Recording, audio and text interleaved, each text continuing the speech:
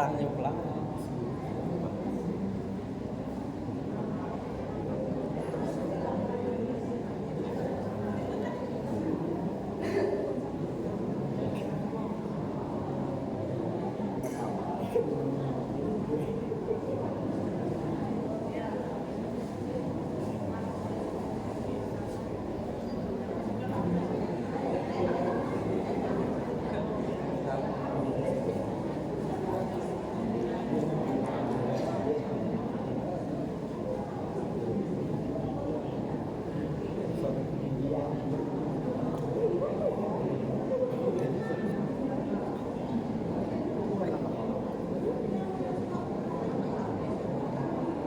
Bismillahirrahmanirrahim. Assalamualaikum warahmatullahi wabarakatuh. Alhamdulillahilladzi hadana li hadza wa ma kunna linahtadiya laula an hadanallah. Asyhadu an la ilaha illallah wa asyhadu anna Muhammadan abduhu wa rasuluh. Kembali kita melanjutkan sesi berikutnya, yaitu hak dan kewajiban sebagai seorang jemaah haji. Pertama-tama yang kita hormati Kepala Kemenak Kabupaten Hulu Sungai Tengah yang insyaallah beliau menjadi narasumber kita, yang mulia Haji Muhammad Rusdi Hilmi, yang sudah berhadir di tengah-tengah kita, dan para Bapak Ibu jemaah haji tahun 2025 Masehi Kecamatan Barabai yang hari ini mengikuti manasik di Masjid Az-Zikra Ustaz Muhammad Haji Muhammad Arifin Ilham Barabai. Baiklah, sebelum kita masuk ke materi beliau, turut perkenalkan biodata beliau terlebih dahulu, yaitu nama Sidin adalah Muhammad Rusdi Hilmi, Haji Muhammad Rusdi Hilmi. Beliau dilahirkan di Marabahan di Batola 16 Agustus 1970. Jadi sudah berapa nih? 55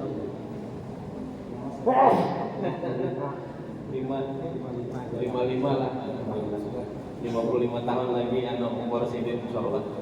Amin. Kemudian Sidin beralamat untuk rumah tinggal beliau adalah di Komplek CIP RT 6 nomor 2 Atu Kelehari. Nah, jadi kalau ada keluarga orang Kelehari, di sini orang Kelehari walaupun lahir di Marabahan. Kemudian nomor HP Sidin 0813 511 42179, dan terakhir pendidikan beliau adalah S2. Sekarang menjabat Kepala Kemenak Kabupaten Hulu Sungai Tengah, dan pengalaman jabatan beliau adalah Kepala KUA dan Kasih Bimas Islam. Pak Haji akan menyampaikan materi tentang hak dan kewajiban jamaah. Untuk itu, mari kita simak sama-sama pemaparan dari beliau. Nanti kalau ada hal-hal yang perlu ditanyakan, mungkin akan diberikan waktu setelah pemaparan dari beliau, dan kita waktu kurang lebih sampai jam 12.15 itu paling lambat, karena jam zuhur kurang lebih 12.20-an.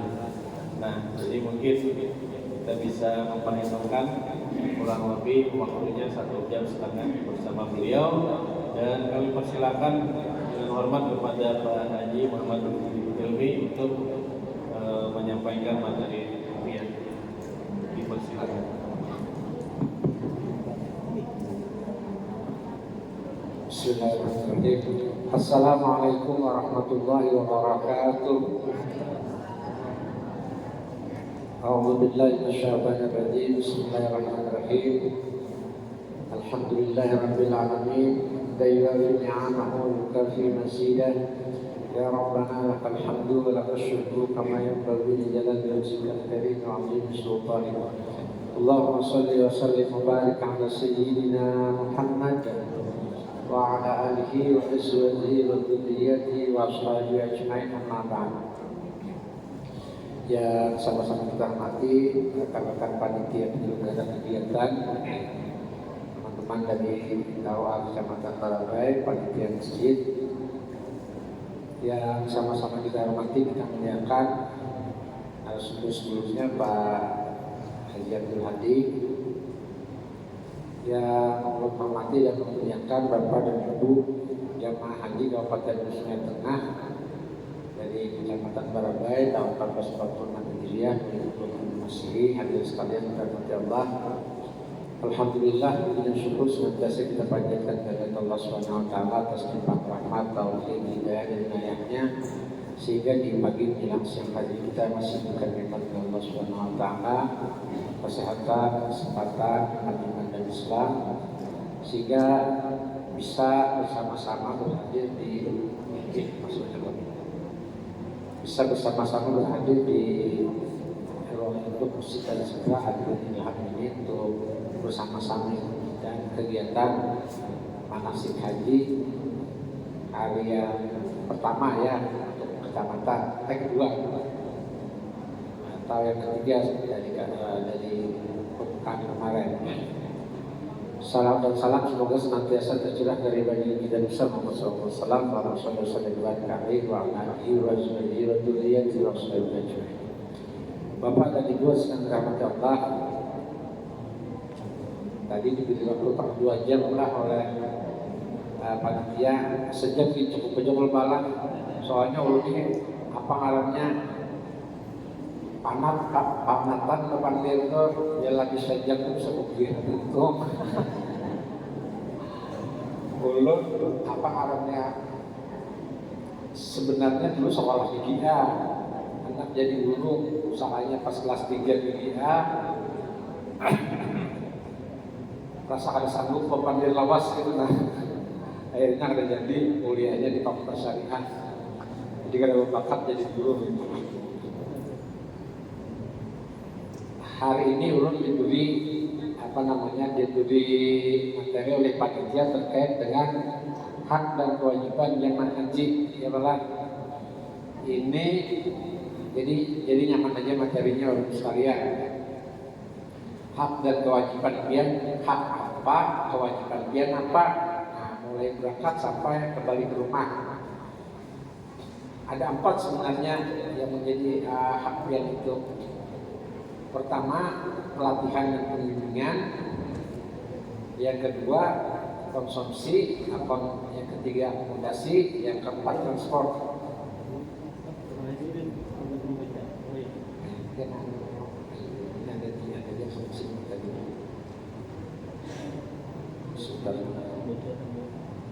Ini ada sini.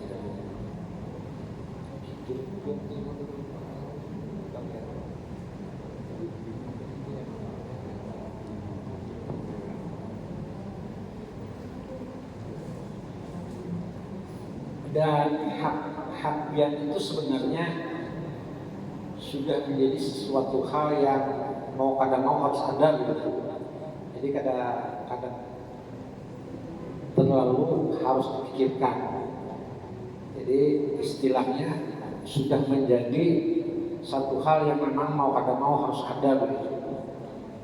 Nah, makanya ulun barangkali dalam kesempatan ini banyak berkisah aja begitu, banyak memberikan pengalaman aja. Pertama barangkali ulun ingin menyampaikan kalau terkait dengan fikih manasik hajinya, insya Allah ulun yakin keluarga sudah banyak menerima lah. Nah, karena seperti yang ulun sampaikan kemarin, pemerintah dalam hal ini Kementerian Agama terkait dengan kewajiban dengan hak pian, dan ini menjadi kewajiban pemerintah sebagai penyelenggara haji dalam hal ini Kementerian Agama punya kewajiban untuk memberikan pembinaan dan bimbingan dengan jamaah haji itu dalam bentuk pemberian manasik haji, dan itu diberikan sebanyak 10 kali pertemuan, ya kan? 2 kali di kabupaten, kemudian 8 kali di kecamatan. 10 kali pertemuan itu semua materi ada di situ. Hak dan kewajiban jamaah, bagaimana proses pelaksanaan ibadah di pesawat, kemudian termasuk tadi disampaikan oleh Pak Haji ya, terkait dengan informasi akhlakul karimah dan kebiasaan-kebiasaan di kerajaan di Saudi Arabia, di Mekah Madinah. Nah, bagian yang terpenting dari semua itu adalah terkait dengan manasik hajinya, bagaimana rukun dan wajib hajinya, ya kan? Mulai umrah, mulai tawaf, sa'i, tahallul, kemudian terkait dengan wukuf di Arafah, terkait dengan mabit di Musdalifah, terkait dengan melontar jamarat di Mina. Nah, itu terkait dengan manasik hajinya. Intinya kan seperti itu. Dan itu diberikan hanya 10 kali pertemuan, 8 kali pertemuan intinya. Nah, ini sebenarnya dari beberapa tahun yang lewat itu sudah dilakukan evaluasi, dianggap mungkin kurang begitu maksimal dalam memberikan pengetahuan kepada jamaah. Kenapa? Kan harapannya jamaah itu mempunyai pengetahuan sekaligus bisa melaksanakan kegiatan haji itu secara mandiri. Nah, secara mandiri. Kenapa? Karena kalau sudah sampai di sana, kita yang 420 orang itu, kalau dulu kan 320 ya, satu kloter itu. Kalau sekarang 420 karena pesawatnya lebih besar. Itu petugas yang ada itu, petugas kloter itu tidak mungkin bisa memberikan pembimbingan di sana secara maksimal, secara terus menerus. Nah, pembimbing jamaah, pembimbing ibadah itu. Nah, sehingga diharapkan dari manasik yang ada itu pada akhirnya pembimbingan diharapkan bisa melaksanakan kegiatan ibadah itu secara mandiri. Nah, itu. Tapi dari beberapa evaluasi dengan 8 kali atau 10 kali pertemuan itu masih dianggap mungkin kurang maksimal gitu. Nah, sehingga ada kebijakan dalam 2 tahun terakhir, Kementerian Agama Kabupaten dan Kota diminta untuk bisa mengkoordinasikan dengan jamaah untuk melaksanakan yang namanya manasik sepanjang tahun, ya kan? Nah, sepanjang tahun, jadi diharapkan jamaah haji belum terdiri lah, karena jamaah haji yang berangkat tahun ini misalnya 1 tahun sebelumnya itu sudah diberikan manasik gitu. Pemberian pengetahuan Iwanan itulah yang ini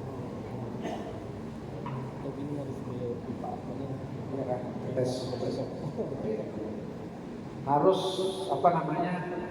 harus diberikan pengetahuan gitu setahun sebelumnya. Makanya dulu kemarin kan orang Bali itu minimal 2 tahun belajar manasik haji itu. Nah, akhirnya kita alhamdulillah Kementerian Agama Kabupaten Sungai Tengah ini bisa melaksanakan kegiatan itu. Membuat kesempatan ulah tanah Kementerian Agama kemarin lah.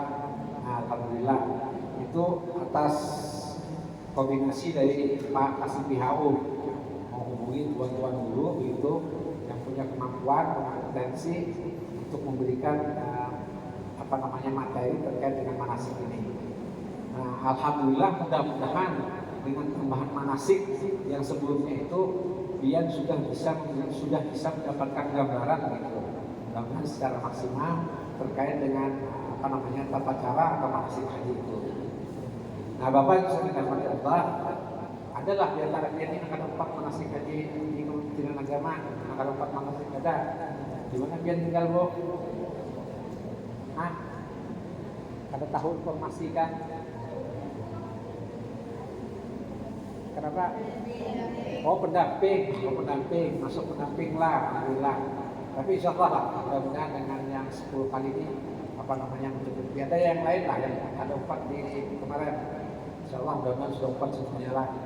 Nah Bapak disuruh dirahmati Allah, ulun ingin memberikan gambaran secara umum saja lah. Karena ulun yakin dari beberapa pertemuan sebelumnya itu biar sudah banyak menerima informasi terkait dengan apa namanya manasik ini, khususnya hukum fikih haji ini. Ulun hanya ingin memberikan sedikit gambaran tentang proses perjalanan pian, ya kan, mulai dari rumah, kemudian ke embarkasi, kemudian ke bandara, berangkat nanti sampai ke Jeddah, ya kan, dari Jeddah ke Madinah.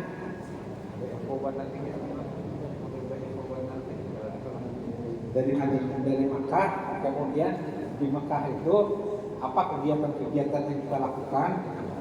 Nah kemudian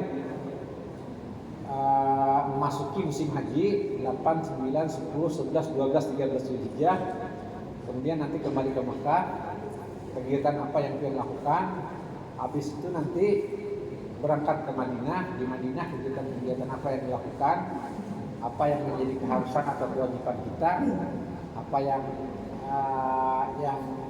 hal-hal sunat yang mungkin bisa kita lakukan, kemudian kegiatan-kegiatan yang lain yang bisa kita lakukan. Habis itu nanti kita kembali ke tanah air. Jadi dulu hanya ingin memberikan gambaran secara seperti itu ya. Nah Bapak Ibu sekalian Allah, jadi pertama nanti insya Allah tanggal 26 kalau tidak salah ya, kita jamaah dari Kabupaten Hulu Sungai Tengah ini masuk di kloter 12 insya Allah. Di kloter 12 masuk asrama tanggal 26 Mei. 26 Mei nanti berangkat dari embarkasi Banjarmasin tanggal 27 Mei. Nah yang pertama kita sudah mempersiapkan segala sesuatu ya. Kemudian berangkat ke asrama haji. Berangkat itu nanti insya Allah dia difasilitasi oleh pemerintah kabupaten, insya Allah pakai bis berombongan. Pakai bis berombongan. Sebenarnya dari Kabupaten Hulu Sungai Tengah ini kita ke embarkasi haji itu belum ada jaminan lagi dari pemerintah. Artinya aturannya pian itu berangkat sorangan-sorangan ke asrama haji itu. Nah berangkat sorangan-sorangan aturannya kada dinyamin. Cuman karena ini perlu, ya kan, perlu untuk kenyamanan pengaturan bubuhan pian dan perlu untuk kenyamanan bubuhan pian sendiri, maka kami Kementerian Agama berkoordinasi dengan pemerintah kabupaten untuk bisa dibantu difasilitasi pemberangkatan ke asrama itu secara bersama-sama. Nah supaya bahasa nyamannya itu nyaman mengatur supaya kada terpencar-pencar. Nah, sudah beberapa tahun insya Allah difasilitasi oleh pemerintah daerah. Berangkat dia dalam satu rombongan berapa puluh bis ini nanti, ya kan, sampai di asrama haji, masuk asrama haji. Di asrama haji dia menginap di sana kurang lebih 1 kali 24 jam. Nah, 1 kali 24 jam. Di mana gulingan? Nah, itu menjadi tanggung jawab pemerintah sudah, dalam ini Kementerian Agama. Ada perlu lagi dia memikirkan itu. Kayak apa makan juga seharian semalaman itu sudah menjadi tanggung jawab pemerintah. Jadi mulai pertama pian menginjakkan kaki di asrama haji itu sudah menjadi tanggung jawab pemerintah dalam hal ini Kementerian Agama. Nah, jadi apa yang menjadi hak pian itu tadi bermula di situ, bermula di asrama haji itu. Nah kemudian dia di sana melaksanakan beberapa kegiatan ya, ada kembali pemantapan manasik, kemudian pembagian apa namanya paspor yang sudah dengan sisanya, kemudian pembagian gelang identitas, kemudian pembagian living cost, biaya hidup. Nah, jadi di sana kena ada duit yang dikembalikan lawan rial. Berapa rial kan ingat? 1.500 rial kah kalau tidak salah. Itu duitnya sudah dalam bentuk rial.